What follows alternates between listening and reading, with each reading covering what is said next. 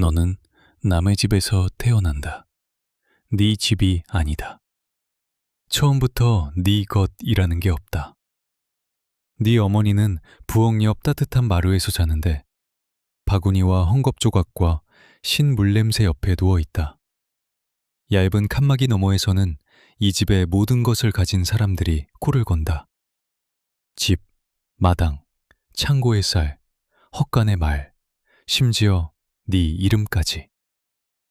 네가 처음 울음을 터뜨릴 때 아무도 새로운 사람이 태어났다고 말하지 않는다.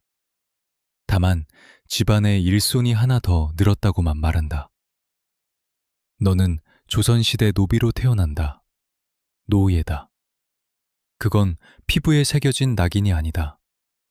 네가 걷는 법을 배우기도 전에 이미 너를 덮고 있는 그림자다. 주인에게 눈을 마주치지 말라는 법을 가르치지 않는다. 크게 말하지 말라는 법도 가르치지 않는다. 꿈꾸지 말라는 법도 없다. 먼저 침묵하는 법을 배운다. 그 다음에 절하는 법을 배운다. 그 다음에 마당에서 나는 발소리로 기분을 알아채는 법을 배운다. 주인이 빨리 걸으면 누가 잘못한 것이다.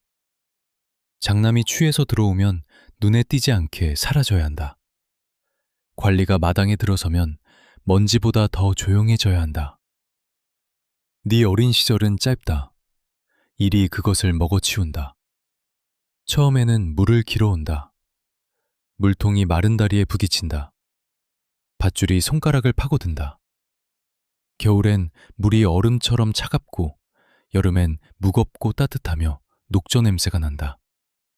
그 다음엔 나뭇가지를 줍게 하고 마당을 쓸고 신을 말리고 숯을 나르고 가마를 닦고 재를 퍼낸다. 아직 작지만 이미 한 가지를 이해한다. 여기서 피곤함은 아무것도 바꾸지 않는다. 쓰러져도 일이 사라지지 않는다. 네가 다시 일어나기를 기다릴 뿐이다. 주인 집은 겉으로는 크지만 안은 규칙과 목소리와 두려움으로 좁다. 남자들은 명령하고 여자들은 감시하고 노인들은 투덜거리고 주인의 아이들은 때릴 수 있는 사람을 때린다.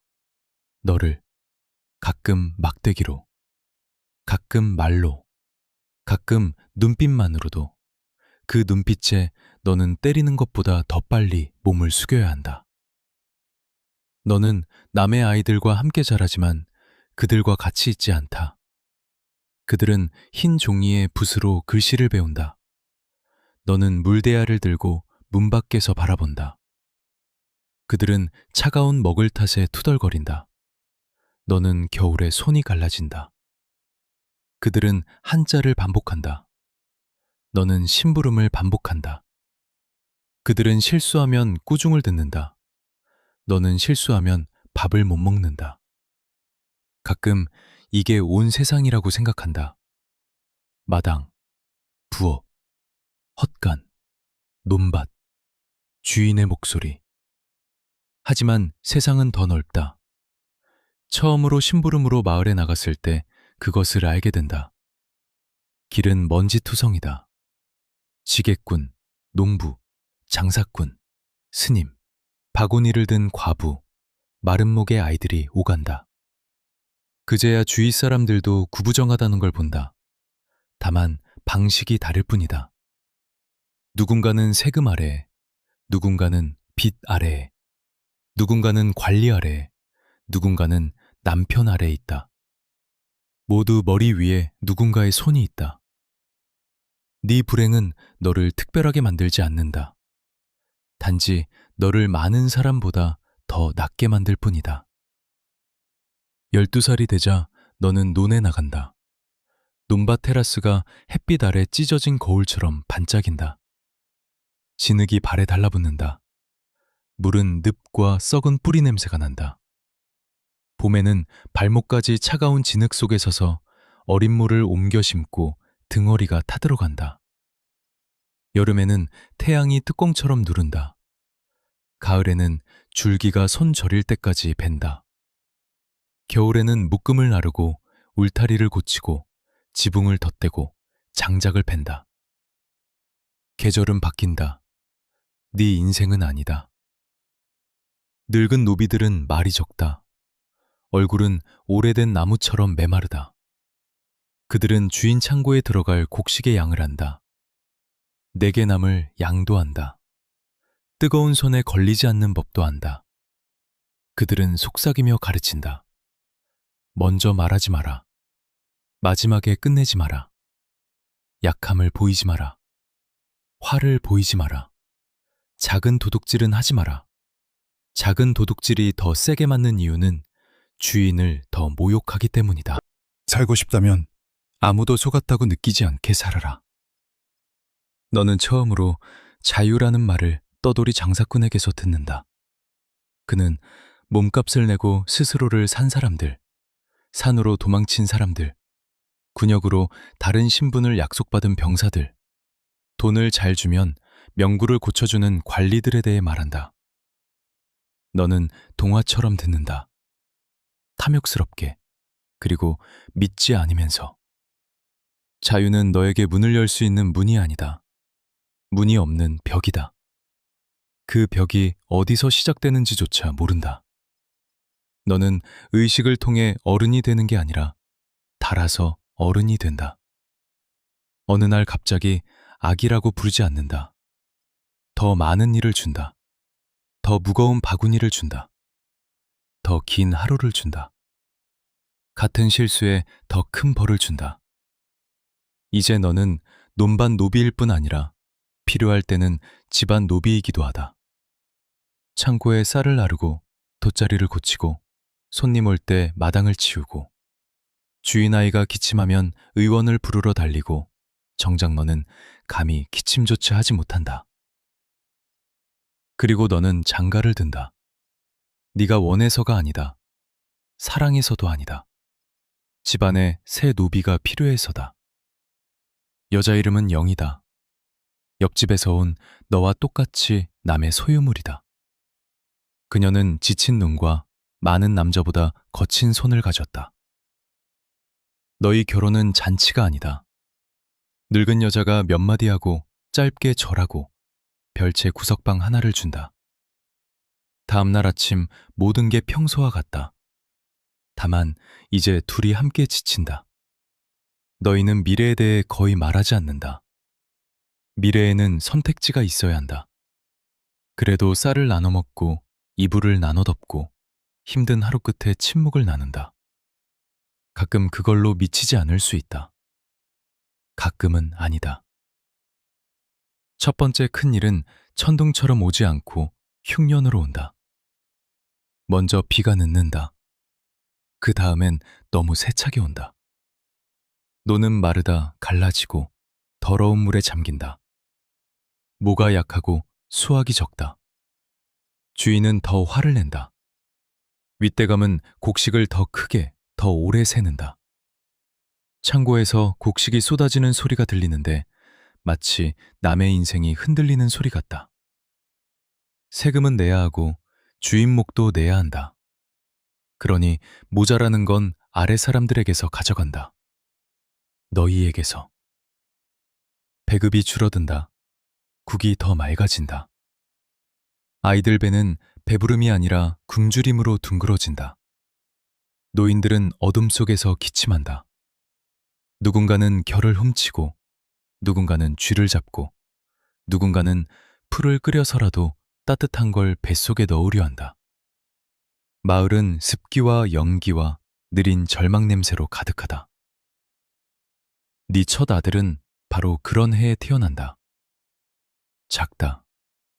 너무 조용하다. 영희는 굶주림이 집에 들어오지 못하게 하듯 팔로 아이를 꼭 안는다. 너는 아이를 보고 깨닫는다. 이 아이도 자기 것이 아니다. 이미 남의 장부의 이름이 아니라 한 줄로 들어가 태어났다. 그건 어떤 막대기보다 아프다. 너는 더 많이 일한다. 남의 교대를 대신하고 밤에 바구니를 고치고 아침에 논으로 가고 낮에 주인 집으로 달리고 저녁에 강가에서 마른 뿌리를 찾는다. 몸은 너와 따로 산다. 머리가 텅 빈데도 손은 움직이고 가슴에 더, 더, 더라는 둔탁한 소리만 있는데도 다리는 너를 데려간다. 한동안은 운이 따르는 듯하다.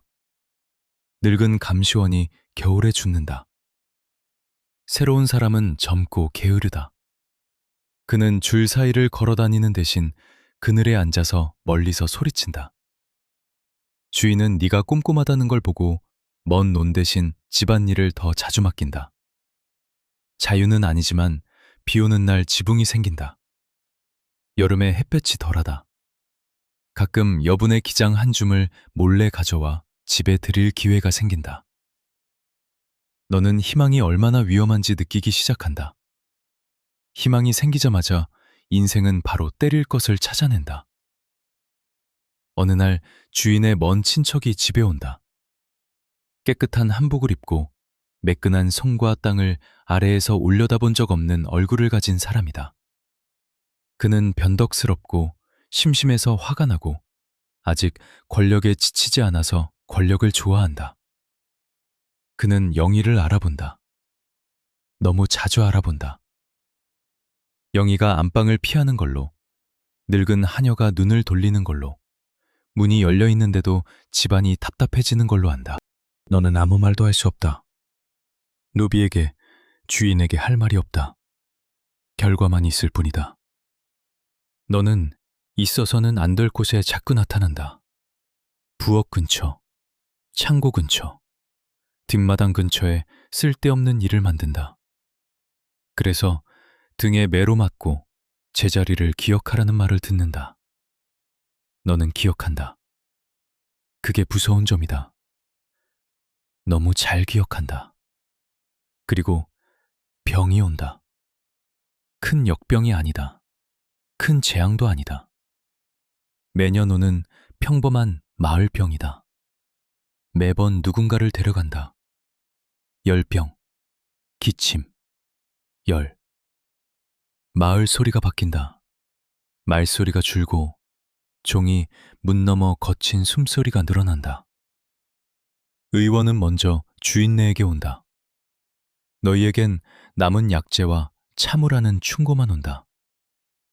네 아들이 걸린다. 뜨겁다. 태양이 돌처럼. 그러다 갑자기 차가워진다. 영희는 따뜻한 물을 먹이고 속삭이고 흔들고 밤을 새운다. 너는 옆에 앉아 네 손이 얼마나 무력한지 느낀다. 이 손은 자루를 나르고 지붕을 고치고 도랑을 팔 수 있다. 작은 몸속 열기를 붙잡을 수는 없다. 아이가 죽으면 세상은 멈추지 않는다. 다음 날 아침 일하러 가야 한다. 그걸 제일 잘 기억한다. 죽음 자체가 아니라 그 후에도 모든 게 계속된다는 것. 부엌에서 연기가 나고 닭이 먼지 속을 파고 감시원이 문간에서 누군가를 꾸짖고 도랑물은 어제처럼 흐른다. 마치 아이가 아무 무게도 없었던 것처럼. 마치 네 슬픔이 벽여보다 무겁지 않은 것처럼. 그 후 영희는 더 조용해진다. 얼굴이 안으로 들어간 듯하다. 너희는 여전히 옆에 있지만 집에 새로운 빈 공간이 생긴다. 저녁마다 차가운 쌀을 묵묵히 씹을 때 그 공간이 너희 사이에 앉아 있다. 세월이 흐른다. 밖의 왕국은 천천히 변한다. 새로운 칙령, 새로운 관리, 위쪽에 새로운 다툼이 생긴다. 하지만 아래는 거의 같다. 같은 눈밭, 같은 공납, 같은 자리에서 구부러진 같은 등. 가끔 국가가 노비와 명부와 질서와 세금과 호구조사를 논의한다고 한다. 너에게는 다른 골짜기의 날씨 이야기처럼 들린다. 들을 수는 있어도 바꿀 수는 없다. 하지만 언젠가 변화가 너에게 닿는다. 마을에서 명부를 다시 점검하기 시작한다. 일부 노비를 다시 적을 수 있다는 소문, 일부 주인이 세금을 피하려 사람을 숨긴다는 소문, 서류들이 서로 싸운다는 소문이 돈다. 종이가 갑자기 막대기만큼 무서운 힘이 된다. 막대기는 지금 때리고 종이는 평생 때린다. 너는 처음으로 네 운명을 종이 위에서 본다. 마른 붓자국, 주인의 이름, 호수, 남자, 여자, 아이. 너는 그 종이 위에서 사람이 아니다. 집안의 한 단위, 노동의 재고, 조용한 한 줄. 바로 그때 이상하고 고집 센 생각이 생긴다. 손으로 써 넣었다면 손으로 지울 수도 있지 않을까? 위험한 생각이다. 거의 사치다. 너는 모으기 시작한다. 돈이 아니라 돈이 어디 있겠는가? 작은 것들. 은혜, 인연, 기억. 한 번 상자를 나르다 준 서기에게 좋은 기억.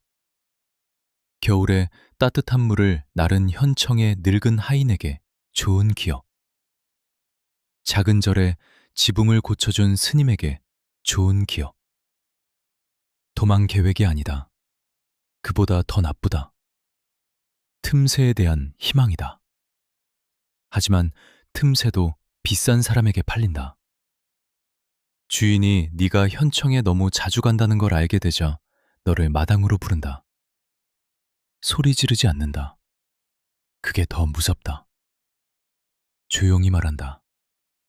너무 자기 생각을 많이 하는 노비는 상한다. 습기 찬 쌀처럼. 너를 먼 논으로 돌려보낸다.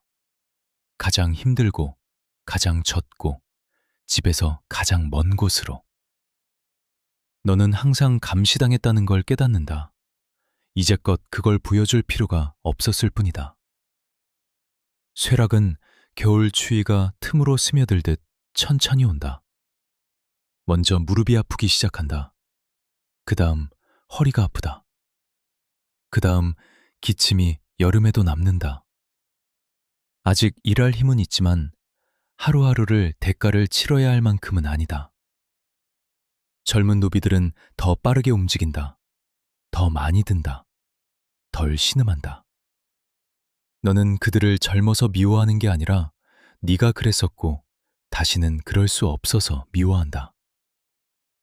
영희도 때보다 빨리 늙는다.